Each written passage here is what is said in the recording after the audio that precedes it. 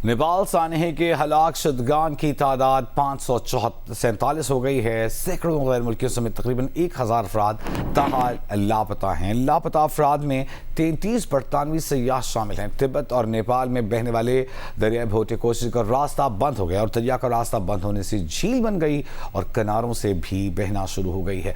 झील के किनारे टूटने से एक और बड़े सैलाब का खतरा पैदा हो गया है।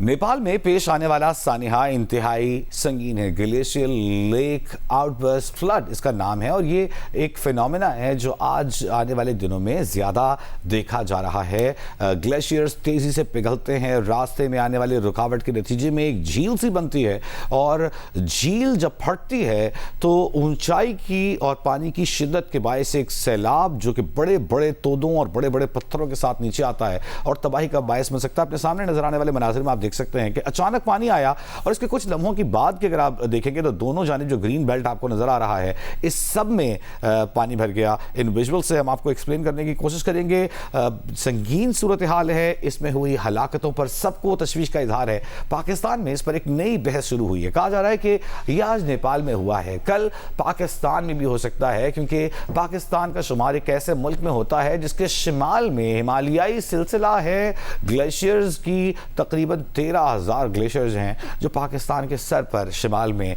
वाक़ है। क्या पाकिस्तान ऐसी किसी सूरत हाल से निपटने के लिए तैयार है? पहाड़ी इलाकों में ग्लेशियर्स फटने, सैलाब आने का अर्ली वार्निंग सिस्टम मौजूद है या नहीं? तेज़ी से बढ़ती गैर मनज़म सयाहत, दरियाई रास्तों में तजावुज़ात रोकने के लिए क्या काम किया जा रहा है? क्या खूबसूरत पहाड़ी इलाकों में तेज़ी से बढ़ते कचरे के ढेर को कंट्रोल करने के लिए कुछ काम हो रहा है? इन्हीं मौज़ूआत पर आज हमने इस खुसूसी ट्रांसमिशन का इनेकाद किया है।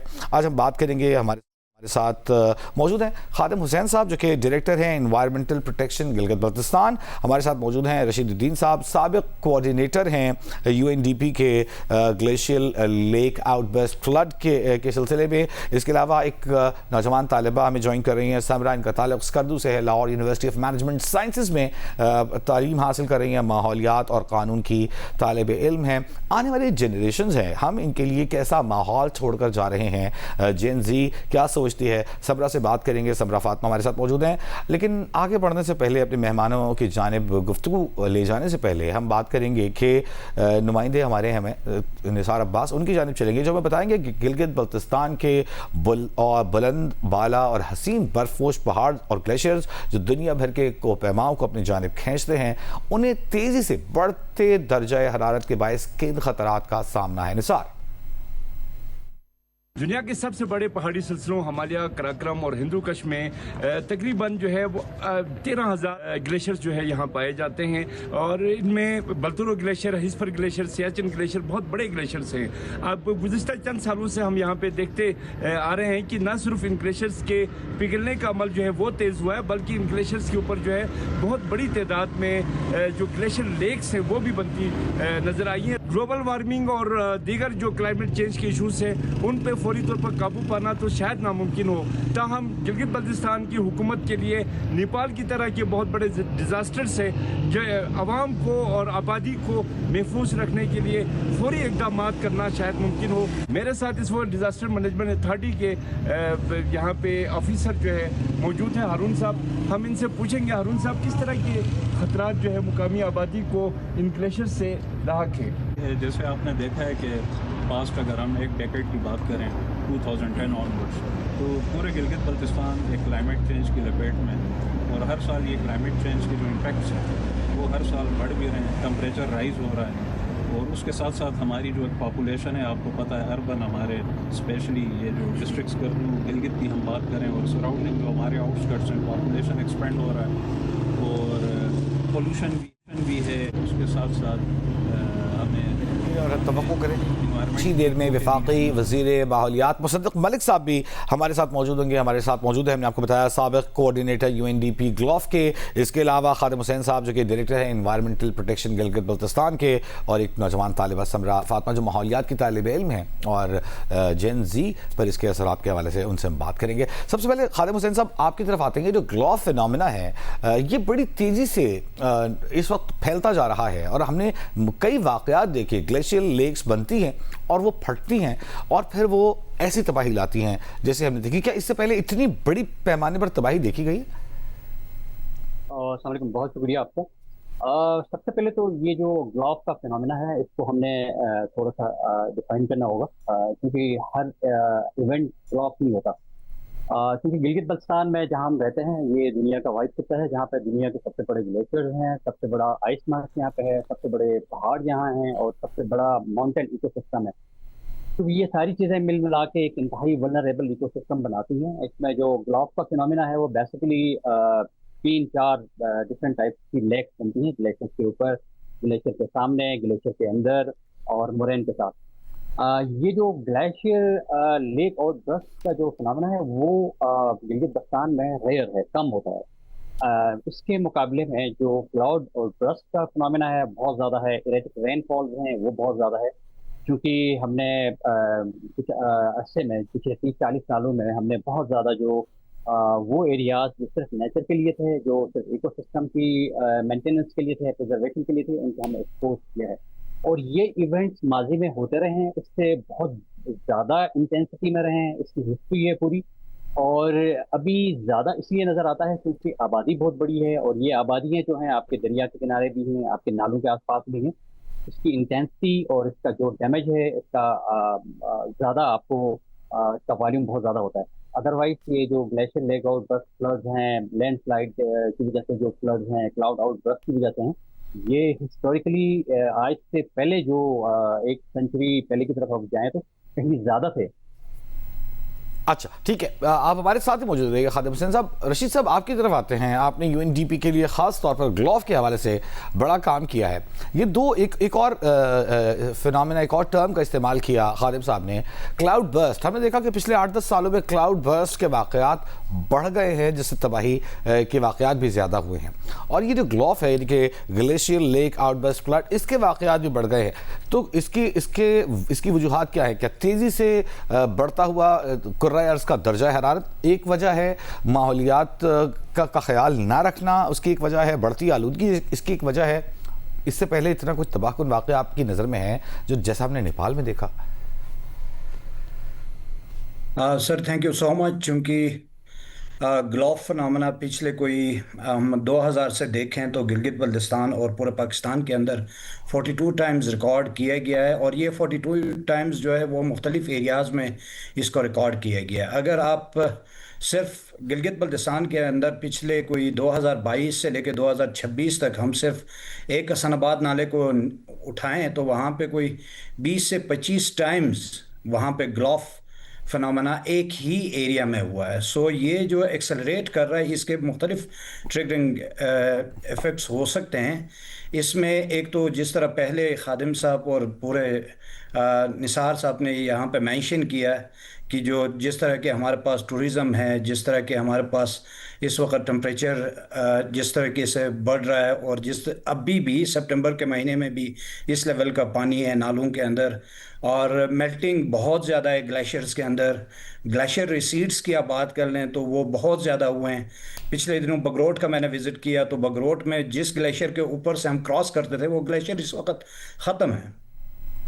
سو اس فنامنا کی وجہ سے گلیشیئرز کے اندر جو لیکس بن رہے ہیں وہ لیکس پھٹ کے ایک بڑے لیک کا شکل اختیار کر لیتا ہے اور وہ ایبرپٹلی کمیونٹی کی طرف آ جاتا ہے. تو یہ ایک گلاف سچویشن، اور یہ ہر جگہ ہے.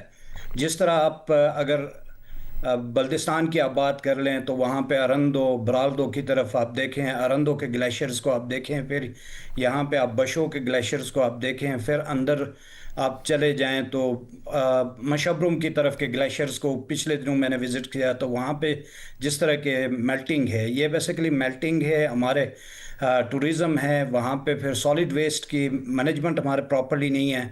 اور تیسری بات یہ ہے کہ گلیشیئرز کی پراپر مانیٹرنگ ہمارے پاس سے نہیں ہو رہی ہے کہ جس جگہ پہ اگر اس کے مائکرو انوائرمنٹ کو بھی ہمیں دیکھنا ہوگا. یہ میں آپ کو یہاں روک کر ایک سوال کرنا چاہوں گا رشید الدین صاحب.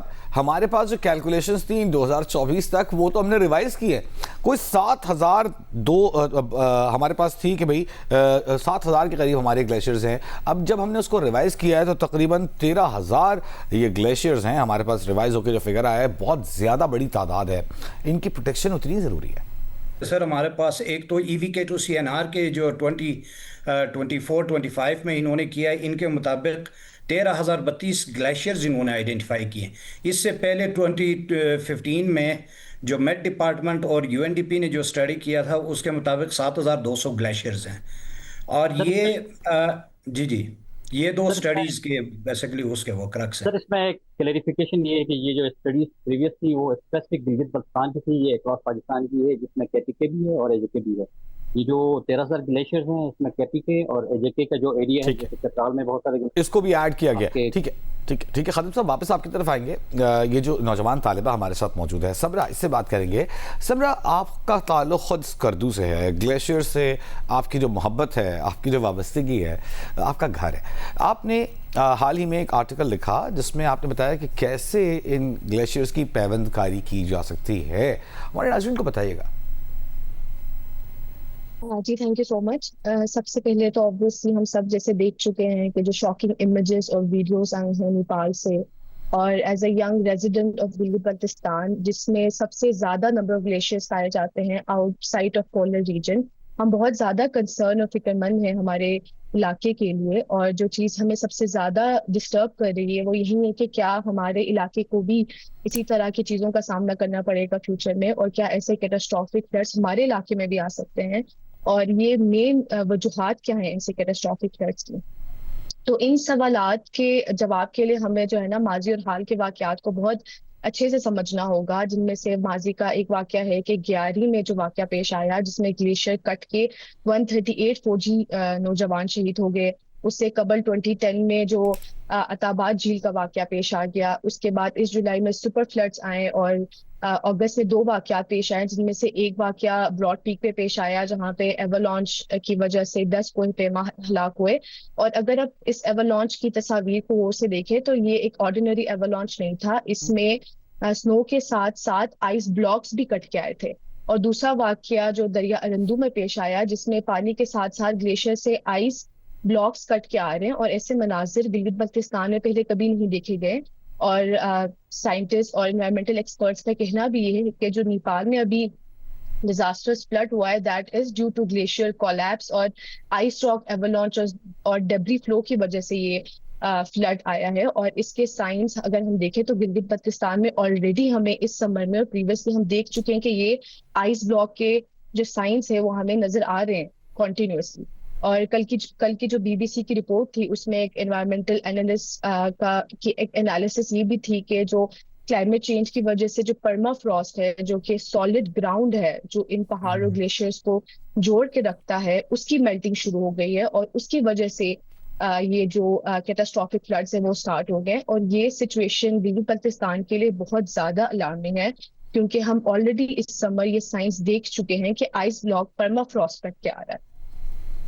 اور اس میں بہت ساری چیزیں ہیں جیسے کہ آپ نے میرے آرٹیکل کا ذکر کیا جس میں میں نے انڈیجنس پروسیس کا کہا تھا جس کو کہتے ہیں گلیشیئر گرافٹنگ. اس میں ہوتا یہ ہے کہ جو ایک گلیشیئر سے آپ بہت بڑا آئس لے کے دوسرے میں اس کو گرافٹ کر دیتے ہیں. ایکچولی گلیشیئرز کو بڑھانے کا پروسیس ہے، لیکن ڈیو ٹو دا ریٹ جس پہ سنو میلٹ ہو رہا ہے اور کلائمیٹ چینج جس ریٹ سے بڑھتا جا رہا ہے، I think it will be effective in future. اور NGOs نے اس کو اڈاپٹ کر کے آئس اسٹوپا کی شیپ میں کنورٹ کر دیا ہے تاکہ وہ سمر میں جو واٹر کرائسس اور واٹر شارٹیج ہے اس کو اوور کم کر سکے. But given the rate at which climate is changing, it won't be effective for long. ٹھیک ہے سمرا، ہمارے ساتھ ہی موجود ہے گا، ہمارے مہمان ہمارے ساتھ موجود ہیں.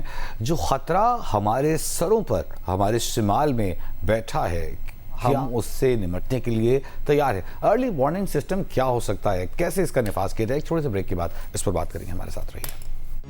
گلیشیائی جھیلوں کے پھٹنے سے رونما ہونے والے سیلاب جیسا کہ حال ہی میں نیپال میں آیا اور اچانک بستی کو سیلاب نے آ لیا، انہیں بھاگنے کا موقع نہیں ملا. اسی پر ہم بات کریں کہ پاکستان جو کہ ہمالیہ کے قدموں میں واقع ہے وہ کتنا تیار ہے، اسے اس طرح کے خطرات کا کس حد تک سامنا ہے. رشید الدین صاحب UNDP کے سابق ڈائریکٹ کوآرڈینیٹر ہیں گلوف کے، جسے glacier lake out burst flood کہا جاتا ہے یا گلیشیائی جھیلوں کے پھٹنے سے آنے والے سیلاب کہا جاتا ہے. خادم حسین صاحب ہیں director environmental protection Gilgit Baltistan. Samra Fatima ہمارے ساتھ ہیں جو کہ طالبہ بھی ہیں ماحولیات کی اور قانون کی، ساتھ ہی اسکردو سے تعلق رکھتی ہیں، اس موضوع کو بہت قریب سے دیکھتی ہیں. خادم صاحب آپ کی طرف آتے ہیں. नेपाल में हुआ ये कि चूंकि बारिश नहीं हुई तो वहाँ के लोगों को गुमान भी नहीं हुआ कि कोई सैलाब आ सकता है, और वो इसके लिए ज़हनी तौर पर तैयार नहीं थे। जो ही ये लेक बर्स्ट हुई है और सैलाब आया है तो आन की आन में इसने घरों में काम करते लोगों को अपनी लपेट में ले लिया है, लोगों को एस्केप का मौका नहीं मिला। क्या हमारे पास कोई अर्ली वार्निंग सिस्टम है, या हो सकता है कि इस तरह के सैलाबों को प्रिडिक्ट किया जा सके? बहुत शुक्रिया। बिल्कुल प्रिडिक्ट तो किया जा सकता है, लेकिन एक हद तक किया जा सकता है, क्योंकि हिस्टोरिकली आप देखें तो लास्ट ईयर जो यूएसए के अंदर एक फ्लड आया था, रिवराइन फ्लड था, उनको कोई टाइम नहीं मिला, उसमें कोई अर्ली वार्निंग सिस्टम उनका ट्रिगर नहीं हुआ, क्योंकि जिस तरह की टोपोग्राफी या जिस तरह की सिचुएशन नेपाल की है, ऑलमोस्ट पाकिस्तान की भी है, बल्कि नेपाल से कहीं ज़्यादा कम्प्लेक्स और गंभीर सिचुएशन पाकिस्तान की है। हमारे पास दुनिया के 3 बड़े अजीम पहाड़ी सिलसिले हैं, हमारे पास 70% जो हमारी पॉपुलेशन है इन्हीं पहाड़ों के आसपास रहती है। ये जो अर्ली वार्निंग सिस्टम्स हैं, एक तो ट्रेडिशनल हमारे साइंटिफिक अर्ली वार्निंग सिस्टम्स हैं, दूसरा हमारी community based early warning systems हुआ करते थे और होते भी हैं। जैसे लास्ट ईयर गिलगित में इसी तरह का एक इवेंट हुआ गिजर में तालीदास में, और जो लोकल कम्युनिटी के लोग थे उनकी वजह से अल्लाह के फजल से वहाँ पे वो एक खास किस्म की आवाज निकालते हैं ऊपर खड़े होकर, जैसे लोग अलर्ट होते हैं, ये इसी वार्निंग सिस्टम। बिल्कुल सर, इसमें जो चीज़ नॉर्मली हम मिस करते हैं, जो लोगों की इंडिजिनस नॉलेज है, जो कस्टमरी लॉज हैं, वो बिल्कुल एक साइंस होती है, बेस्ड ऑन साइंस, वो और भी सेंचुरीज ओल्ड हैं, ट्राइड एंड टेस्टेड हैं। मैं तो इससे इत्तेफाक करता हूं, लेकिन आप समझते हैं कि जिस तरह हमने दरियाओं में तजावुजात कर लिए हैं, आप जहां जाएं दरिया के वस्त में लाकर होटल्स बना दिए गए हैं, टूरिस्ट स्पॉट्स बना दिए गए हैं।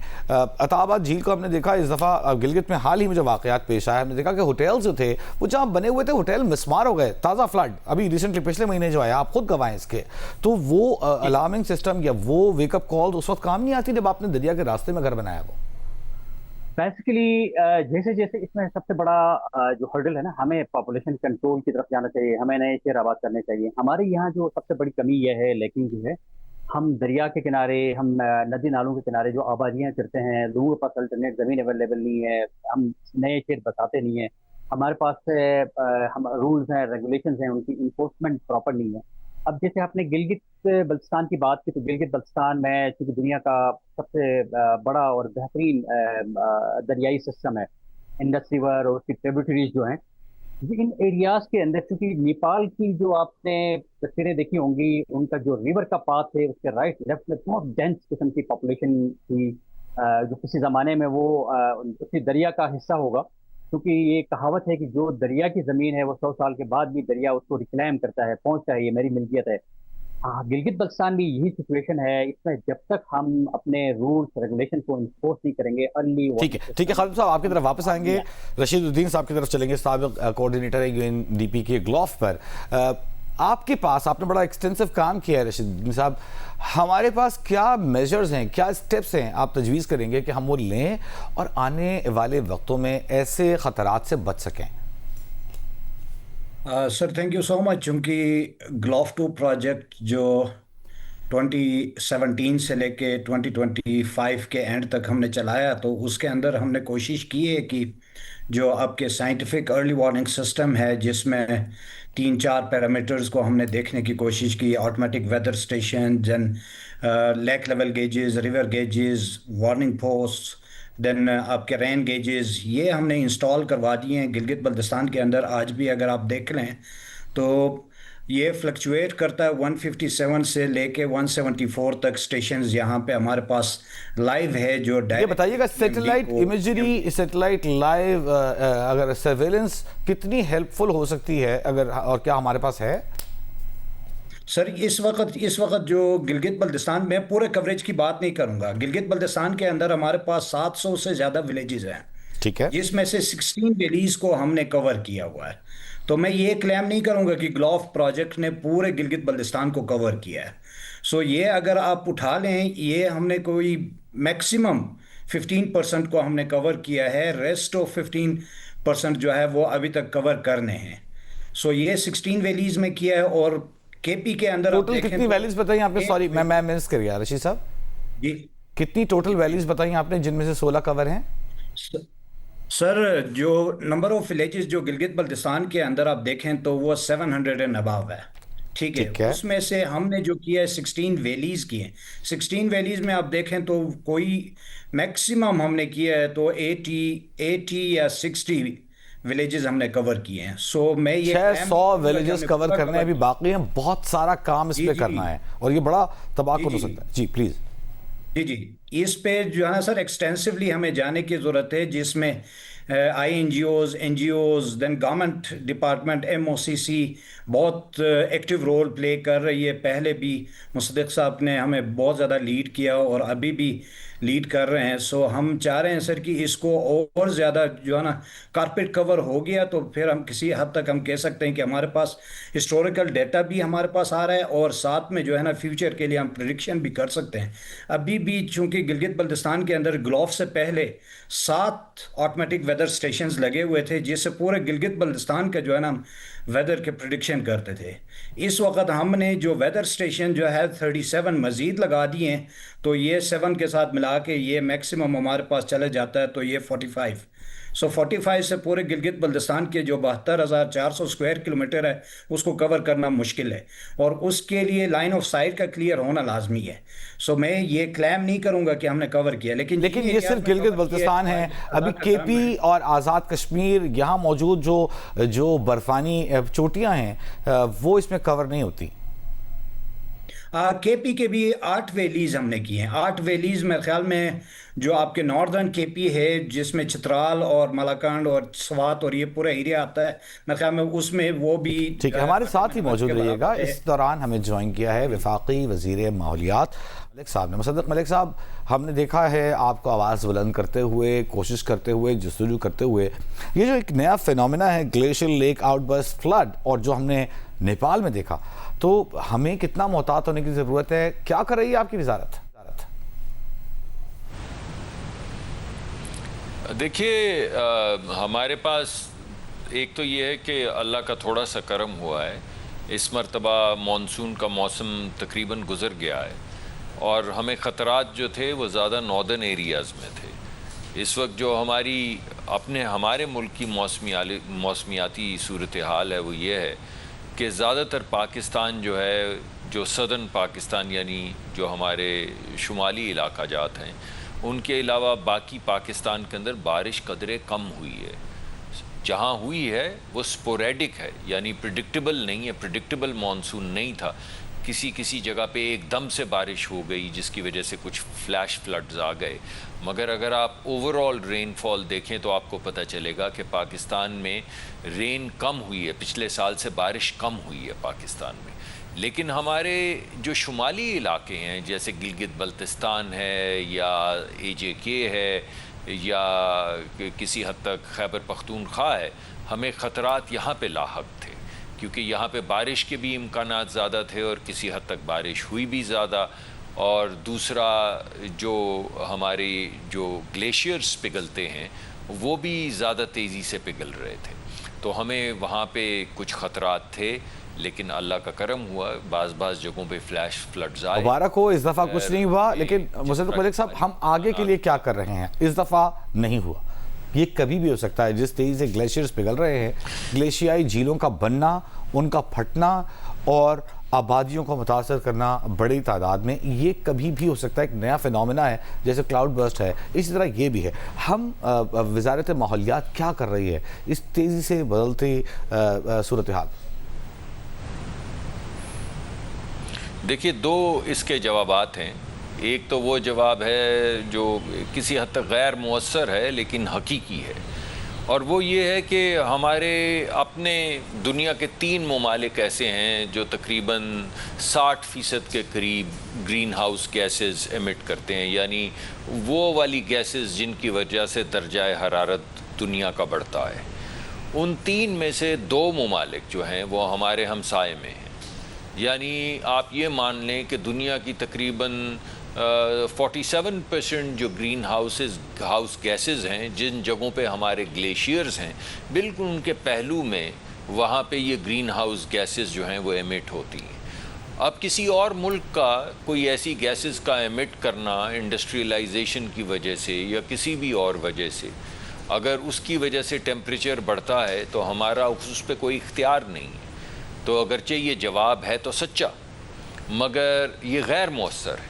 ہم کسی اور ملک کو یہ کہہ نہیں سکتے کہ آپ اپنے گرین ہاؤس گیسز کی ایمیشنز جو ہیں ان کو کم کریں تاکہ کم از کم جو ایک تو اوورال دنیا کا ٹیمپریچر کم بڑھے، اور بالخصوص ہمارے ہمسائے میں جہاں پہ ٹیمپریچر بڑھتا ہے، جہاں پہ ہمارے گلیشیئرز ہیں جس کی وجہ سے گلیشیئرز میلٹ ہوتے ہیں، جس کی وجہ سے یہ جھیل بنتی ہے جس کا آپ ذکر کر رہے ہیں، جسے ہم گلوف کہتے ہیں.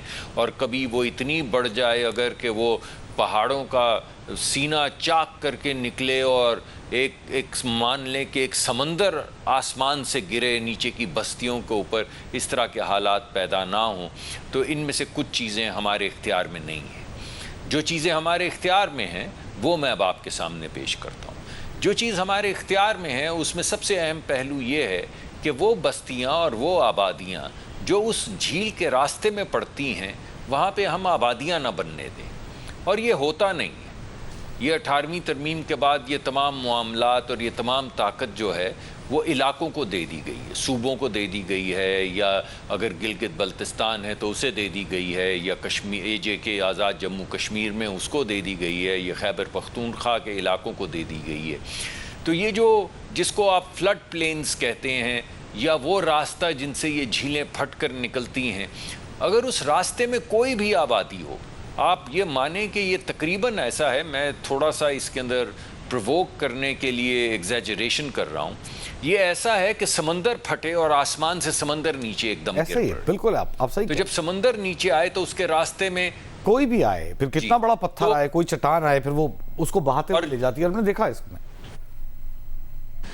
جی میں آپ کو ذرا اس کو تھوڑا سا اختصار سے بتاتا ہوں کہ آپ جس چیز کو پتھر اور چٹان کہہ رہے ہیں وہ ہوتا کیا ہے. آپ کا جتنا بڑا اسٹوڈیو ہے، اتنے بڑے بڑے پتھر، یعنی پہاڑ، ٹوٹا ہوا پہاڑ جو ہے وہ اس سائز کا جتنا بڑا آپ کا اسٹوڈیو ہے، وہ تنکے کی طرح بہتے چلے آتے ہیں، تنکے کی طرح آتے ہیں اور اڑتے چلے آتے ہیں. جس طرح آپ کنکر پھینکتے ہیں اور وہ باؤنس کرتا آتا ہے، اس طرح آپ کے اسٹوڈیو جتنے چٹانیں جو ہیں وہ باؤنس کرتی نیچے آتی ہیں. ایک مرتبہ میں GB میں تھا تو ایک گھر تھا جو کلیپس کر چکا تھا، اور وہ تقریباً کوئی 200 فٹ اوپر تھا جھیل سے یا اس جگہ سے جہاں سے پانی بہتا تھا. تو میں نے ان صاحب کو کہا کہ یار آپ کیسی بات کر رہے ہیں کہ یہ کیا پانی 300 فٹ یا 200 فٹ اوپر آ گیا اور آپ کا مکان گر گیا، یہ کیا بات ہوئی؟ تو پھر مجھے احساس ہوا کہ میں نے کیا جہالت کی بات کی ہے. ہوتا ایسے ہے کہ جب یہ پتھر وہاں سے اوپر سے آتے ہیں، یہ چٹانیں جو آپ کے اسٹوڈیو کے سائز کی ہیں یا آپ ایک بیڈ روم کے سائز کی چٹانیں ہوتی ہیں، تو ان کی تھر تھراہٹ سے زمین کانپنا شروع ہو جاتی. اور وہ جو 300 فٹ یا 200 فٹ اوپر مکان بنے ہوتے ہیں، ان کے نیچے، ان کی بنیادوں کے نیچے سے جو زمین ہے وہ نکل جاتی ہے اور وہ کلیپس کر جاتے ہیں. بالکل اس قسم کی تھر تھراہٹ ہوتی ہے جب یہ گلیشیئر پھٹتے ہیں یا یہ لیکس پھٹتی ہیں اور یہ چٹانیں نیچے آتی ہیں. اس وجہ سے سب سے اہم پہلو یہ ہے کہ وہ غریب ترین لوگ جو ان جگہوں پہ رہتے ہیں جہاں سے پانی کا بہاؤ ہے، ان کو نئی جگہوں پہ آباد کیا جائے. دوسرے آپ نے دیکھا ہوگا کہ جتنے ملک کے رئیس ترین لوگ اور طاقتور ترین لوگ ہیں، ان سب کے بڑے بڑے ریزورٹ جو ہیں وہ پانی کے کنارے پہ ہیں، بلکہ پانی کے اندر ہیں جناب. لوگوں سے پیسہ اکٹھا کرنے کے لیے انہوں نے اپنے پانی کے اندر ہے مصدق صاحب. پانی کے کنارے ہونا تو وہ تو پانی کے اندر بنائے ہوئے راستے میں بنائے ہوئے، جہاں دریا جگہ خالی کرتا ہے وہاں ہو جاتا ہے. چلیے میں تو آپ کو کہہ رہا ہوں، میں آپ کو مصدق قلی صاحب آپ کو یہاں روکتے ہیں. آپ کی بات درست ہے. ہم ان فیکٹرز کی طرف آئیں گے جن کو ہم اوائڈ کر سکتے ہیں اور بہتر کر سکتے ہیں. ہمارے ساتھ ایک طالبہ ہے، سمرا اس کا نام ہے، اسکردو سے اس کا تعلق ہے. سمرا، جو گفتگو کی وزیر صاحب نے، آپ نے ملاحظہ کی کہ دریا کے راستوں میں گھر بنانا، ہوٹلز بنانا، سیاحتی مقامات بنا دینا، جس طرح بھی ہم نے گلگت میں حال ہی میں دیکھا پچھلے مہینے، آپ بھی اس کی گواہ ہیں. تو اس کو اوائڈ کرنے کے لیے وہاں کے شہری کیا کر سکتے ہیں؟ کتنے اویئر ہیں وہ خود؟ جی بالکل. آئی ڈونٹ تھنک کہ ایک تو ہوتا ہے کہ گورنمنٹ کو انفارم کرنا چاہیے, انکریج کرنا چاہیے لوگوں کو دریا کے راستے پہ اور دریا میں انفراسٹرکچر بلڈ کرنے سے. جیسے کہ آپ نے کہا, ہم دیکھ چکے ہیں کہ اسی سمر ہی جو ہنزا کا جو ہوٹل ہے وہ بہ گیا, that was on the way of the river. وہ آلریڈی ریور کے راستے میں تھا, بلڈ اپ تھا. جی بالکل راستے میں ہی بلڈ اپ تھا, اور اس سے پتا چلتا ہے کہ ان کو obviously جب آپ ان کو الاؤ کرتے ہیں, ان کو الاؤنس ملتا ہے, تبھی وہ جا کے وہاں پہ بلڈ اپ کرتے ہیں. تو the public is not aware of it as much as the government is not encouraging public کہ وہ اس کو جو ہے نا سیریسلی لے اور اس کو سائٹ پہ بلڈ کرے, پھر بہت دور دریا سے بلڈ کرے. ابھی کیونکہ with the rise of tourism in Skardu and Gilgit Baltistan, سب جو ہوٹلز ہیں اور تمام جو انفراسٹرکچر ہے وہ تو زیادہ سے زیادہ چاہتے ہیں کہ وہ دریا کے ساتھ ویو کے لیے اپنے ہوٹلز کو دریا کے ساتھ ہی بلڈ اپ کرے. اینڈ سیکنڈلی آئی تھنک جو سولوشنز تمام جگہوں پہ موجود ہے, جو این جی اوز دیتے ہیں, جو گورنمنٹ دیتے ہیں, all of them are on paper, لیکن آن گراؤنڈ اتنا زیادہ کام نہیں ہو رہا. اینڈ آئی تھنک جتنے بھی سولوشنز آپ کہہ رہی ہیں کہ مشورے دیے تو جاتے ہیں لیکن عمل نہیں کیا جاتا, پیپرز پہ رہ جاتے ہیں. ہمارے ساتھ رشید الدین صاحب موجود ہیں. رشید الدین صاحب, آپ نے کہا کہ ابھی ہم نے 800 کے قریب ویلیجز ہیں, گاؤں دیہات ہیں گلگت بلتستان میں, جن میں سے آپ 16 کور کر چکے ہیں گلوف 2 پروجیکٹ کے تحت 2017 سے 2025 کے درمیان, اور ان جگہوں پر ارلی وارننگ سسٹم بھی ہے اور ان کی مانیٹرنگ بھی ہو رہی ہے. باقی جو 720 ویلیجز ہیں, وزیر صاحب یہاں بیٹھے ہیں, آپ نے ان کی تعریف بھی کی ان کے آنے سے پہلے, لیکن ہم کیا کر سکتے ہیں مل کر؟ وزیر صاحب کو آپ بتائیے گا کہ ہم بہتر کر سکیں, اس طرح کے خطرات سے بچ سکیں. سر مین چیز جو اس وقت چونکہ مصدق صاحب ساتھ میں ہیں تو ان کے ایفرٹس ہیں, اور ہم چاہتے ہیں کہ فیوچر میں اور کلیبریشنز ہم کر لیں. مین چیز یہ ہے کہ گلگت بلتستان کے اندر جو 700 ویلیجز ہے وہاں پہ HVRA کا ہونا لازمی ہے, جو ہیزرڈ ولنریبلٹی رسک اسسمنٹ ہے. جو مصدق صاحب بتا رہے تھے کہ جو گلوف کے سائز ہے یا اس کا جو انٹینسٹی ہے وہ بہت ہیوج ہوتا ہے. اس کے لیے جب تک HVRA کے اندر آپ ہائیڈرولوجیکل ماڈلنگ نہ کر دیں کہ اگر اس لیول کے فلڈ آ جائیں تو وہ کس ایریا کو وہ سبمرج کر سکتا ہے یا ڈیمیج کر سکتا ہے, اس کے لیے آپ کے HVRA کا ہونا لازمی ہے. دوسری بات یہ ہے کہ اس 16 ویلیجز کے جو بیسٹ پریکٹسز ہے اس کو ہمیں ریپلیکیٹ کرنا چاہیے. جو ریمیننگ میں نے کہا کہ 80% جو ویلیجز ہمارے رہتے ہیں اس پہ کرنے کی ضرورت ہے, چونکہ ہسٹوریکل ڈیٹا بھی بہت سارے ویلیز کا ہمارے پاس نہیں ہے. اس وقت شمشال کو ہم نے کور کیا ہے, لیکن اس سائڈ پہ اگر آپ چپرسن کی طرف چلے جائیں ابھی بھی وہاں پہ ارتھ کویک ہے, اور یہ گلوف کے لیے بھی ٹریگرنگ ایفیکٹس جو ہے وہ آپ دیکھ لیں تو وہاں پہ ارتھ کویک ہے یا لینڈ سلائڈنگ ہے یا پھر کہیں پہ آپ کے لینڈ موومنٹ ہے, تو یہ ساری چیزیں ٹریگر کرتی ہے آپ کے اس گلوف کو. سو کہنے کا مقصد یہ ہے کہ ٹھیک ہے رشید صاحب, ہمارے پاس وقت کم ہے, ہم چاہیں گے خادم حسین صاحب کی طرف آ جائیں. خادم حسین صاحب, ڈائریکٹر انوائرمنٹل پروٹیکشن ہے آپ گلگت بلتستان میں, اور جو بات رکھی مصدق ملک صاحب نے کہ امیر لوگ پیسہ خرچ کرتے ہیں, دریا کے راستے میں ہوٹل بنا دیتے ہیں, آپ روک نہیں پاتے. آپ لوگوں نے 18ویں ترمیم پہ اختیارات تو لے لیے ہیں, لیکن آپ روکتے کیوں نہیں بھائی نے؟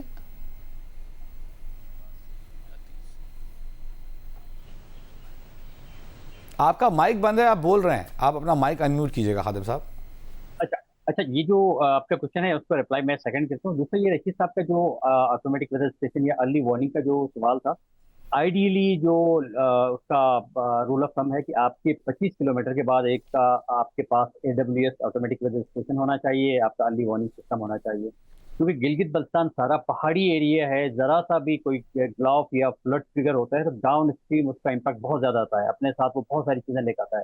اس کی وجہ یہ ہے کہ ہم نے لینڈ یوز پلاننگ ہمارے پاس نہیں ہے, ڈیفورسٹریشن ہے, ٹوریزم کا انفراسٹرکچر. ٹھیک ہے, وہ آپ اپنے پارٹ کا جواب دیجئے کہ آپ روک کیوں نہیں پاتے ان ہوٹلز کو وہاں بننے میں. یہ جو آپ کا کام ہے, جہاں بتایا گیا کہ یہاں ہوٹل نہیں بننا چاہیے, یہاں آبادی نہیں ہونی چاہیے, وہاں اس میں سر جو سب سے اہم سوال یہی ہے جو اس کو روکنا تھا. ہم نے پچھلے 2 سال سے یہ ہوٹل جو رکے ہوئے ہیں ابھی, یہ کسی وجہ سے پروونشل گورنمنٹ کے ریزالو کی وجہ سے, اس کے سپورٹ کی وجہ سے رکے ہوئے ہیں. ہم نے جو عطاباد والا جو تھا, ہم نے پچھلے 3 سال یہ پچھلے مہینے جو ہوٹل ڈوبی ہے اس کے ذمہ دار تو آپ ہی ہوں گے, کیونکہ پچھلے 3 سال میں یہ بنی تھی. خادم حسین صاحب سر نہیں 3 سال میں نہیں بنی سر, یہ پچھلے 10 سال پہلے بنا تھا جب EPA نہیں بنا تھا. EPA 2012 میں بنا. آپ کا جو فون ہے وہ بالکل خراب ہے, اس میں بالکل آواز صحیح نہیں آ رہی, گونج کے آ رہی ہے. جی بولیے غلام خادم حسین صاحب. तो ठीक सर इसमें जो होटल बना था ये पिछले 3 साल से सील था बिकॉज ऑफ इसकी जो लीगल रिक्वायरमेंट्स थी जो वो पूरी नहीं थी, और इस दफ़ा अगर होटल सील नहीं होता, वो इन ऑपरेशन होता तो बहुत ज़्यादा वेस्ट होने का खतरा था, ह्यूमन लॉसेस का खतरा था। इसी तरह गिलगित बल्तिस्तान में वाहिद प्रोविंस है जहाँ पे हमारे एक एस्का रूल्स हैं, ecologically, environmentally and ecologically sensitive and critical area rules. जो भी होटल बनता है इन एरियाज में उसकी बाकायदा ठीक है खादिम हुसैन साहब, आपकी बात हमारे पास आई। मुसद्दिक मलिक साहब की तरफ चलेंगे, वफाकी वज़ीर बराए माहौलियात हैं। मुसद्दिक मलिक साहब, सैटेलाइट इमेजरी लाइव हमें कितनी हेल्प कर सकती है? HVRA का मशवरा हमें दिया ग्लॉफ प्रोजेक्ट के साबिक डायरेक्टर ने, कितना आपको लगता है कि आपके पास बजट है, फंड है, कितनी मेहनत चाहिए? हम भी आप यहाँ बैठ के आपको सपोर्ट करेंगे वज़ीर आज़म से कि मज़ीद फ़ंड दें ताकि आप ये काम कर सकें। देखिए, पहली बात तो ये है कि अभी हमारे दोस्त जो हैं वो कुछ प्रोजेक्ट्स की बात कर रहे थे। एक तो प्रोजेक्ट्स के अंदर पॉलिटिकल इंटरफेरेंस जो है वो ख़त्म होनी चाहिए। बिल्कुल। जब आप प्रोजेक्ट सिलेक्ट कर रहे होते हैं तो सबसे ज़्यादा जो वल्नरेबल कम्युनिटीज़ होती हैं वो सिलेक्ट होनी चाहिए। कम्युनिटीज़ की सिलेक्शन जो है वो किसी सियासी बुनियाद पे नहीं होनी चाहिए, बल्कि वल्नरेबिलिटी की बुनियाद पे होनी चाहिए। और ये मैं आपको एनालिसिस के बाद बात कर रहा हूँ कि हमारे यहाँ जब प्रोजेक्ट बनते हैं तो उनके अंदर पॉलिटिकल बुनियादों के ऊपर वो वैलीज़ या वो विलेजेस जो वल्नरेबल हैं उनके बजाय वो विलेजेस जहाँ पे पॉलिटिकली इन्फ्लुएंशियल लोग होते हैं वहाँ पे अर्ली वार्निंग सिस्टम्स लग जाते हैं। तो पहली बात तो ये है कि अगर आपने हकीकत में अगर आपने ये तमाम काम करने हैं तो आपको कम से कम वो चीज़ें जिनके लोगों से ज़िंदगी, लोगों के जानो माल का तहफ़्फ़ुज़ जिन पे मुनहसर होता है, उन चीज़ों से आपको पॉलिटिकल इंटरफेरेंस जो है वो ख़त्म करनी होगी। दूसरी बात यह है कि आपको प्रोजेक्ट की इफ़ेक्टिवनेस बढ़ानी होगी। ये ग्लॉफ 2 जिसका हमारे दोस्त जिक्र कर रहे थे, ये ग्लॉफ 2 का प्रोजेक्ट जो है 2017-18 से शुरू हुआ, और जब ये प्रोजेक्ट मैंने देखा पिछले साल और वज़ीर आज़म ने देखा पिछले साल, तो इस प्रोजेक्ट के अंदर तकरीबन 30 के करीब, को 300 में से तकरीबन 30 के करीब अर्ली वार्निंग सिस्टम के वो जो इंस्टॉलेशंस थी वो हुई थी, और हमने 8-9 महीने के अंदर उसको 270-280 तक लेके गए। इसका मतलब है कि किसी भी वक्त 8-9 महीने के अंदर ये काम ख़त्म हो सकता था। अगर ये 8-9 महीने का काम था तो फिर इसको इतने ढेर साल क्यों लग गए? तो ये जो अकाउंटेबिलिटी है पब्लिक ऑफिशियल्स की, ये अकाउंटेबिलिटी बेहद ज़रूरी है, क्योंकि अगर इसी तरह एक साल का काम जो है वो 6-6 साल या 7-7 साल पे होगा तो फिर लोगों की ज़िंदगी और जो भी जानो माल का नुकसान होगा उसकी ज़िम्मेदारी उन लोगों पे होगी जो डिले करते हैं। तो ये दूसरा बहुत अहम मुकदमा है जो मैं आपके सामने रखना चाहता हूँ। तीसरी बात यह है कि अब हालात यकसर मुख्तलिफ हो चुके हैं। जो टेक्नोलॉजी अब आ रही है जिसे आप सैटेलाइट कह रहे हैं, वो सिर्फ सैटेलाइट नहीं है, उस सैटेलाइट के नीचे अब नई डेटा साइंस और आर्टिफिशियल इंटेलिजेंस आ चुकी है। अब आप डिजिटल ट्विनिंग कर सकते हैं। डिजिटल ट्विनिंग का मतलब ये है कि अब ये पूरा इलाका गिलगित बल्तिस्तान का जो है, इसका आप एक ट्विन बना सकते हैं, यानी आप इसको डिजिटली क्रिएट कर सकते हैं। और जितनी भी चीज़ें आप कह रहे हैं कि अगर ये वाला ग्लॉफ फट जाए या वो वाला ग्लॉफ फट जाए तो ये किस रास्ते से नीचे आएगा, ये तमाम चीज़ें मॉडल की जा सकती हैं। ये आज से 3 साल पहले, 2 साल पहले भी मॉडल नहीं की जा सकती थी। तो अब तो ये टेक्नोलॉजी हमारे पास आ गई है। अब हमें इंटीग्रेटेड सॉल्यूशंस चाहिए, हमें सैटेलाइट भी चाहिए, हमें फ़िज़िकल इंस्टॉलेशंस भी चाहिए, हमें ड्रोन्स भी चाहिए, मगर सबसे अहम चीज़ ये है कि हमें इंटीग्रेशन इन तमाम चीज़ों की चाहिए। और हमें वो बच्चे बच्चियाँ जो आज के दौर में मशीन लर्निंग पढ़ के आ रहे हैं या डेटा साइंसेस पढ़ के आ रहे हैं, और जो अजीब व गरीब तरीके से हर बंदा हर चीज़ को आर्टिफिशियल इंटेलिजेंस कह के उसको आगे चला देता है, इस तरह की गुफ्तगू को बंद करना चाहिए और बड़ी स्पेसिफिसिटी के साथ बात करनी चाहिए कि वो क्या एक चीज़ है जो हम इसके ज़रिए करना चाह रहे हैं। और अब हमारे पास वो पॉसिबिलिटी आ गई है कि हम इसको अच्छे से मॉडल कर सकें कि अगर किसी जगह पे कोई लेक बन रही है तो किस रफ्तार पे बन रही है, किस तरह बच सकते हैं। हेडलाइंस का वक्त हुआ चाहता है, क्या होगा। आपने बड़ी कीमती मालूमात हमें दी, हम आपका बहुत शुक्रिया अदा करेंगे। हम चाहेंगे कि आपको तमाम सपोर्ट मिले और आप जो बातें कर रहे हैं इन सब पर हम जल्द से जल्द अमल दरामद कर सकें। रशीदुद्दीन साहब, समरा, फातिमा, खादिम हुसैन साहब, मुसद्दिक मलिक साहब, बहुत शुक्रिया। इजाज़त दीजिए, अल्लाह हाफ़िज़।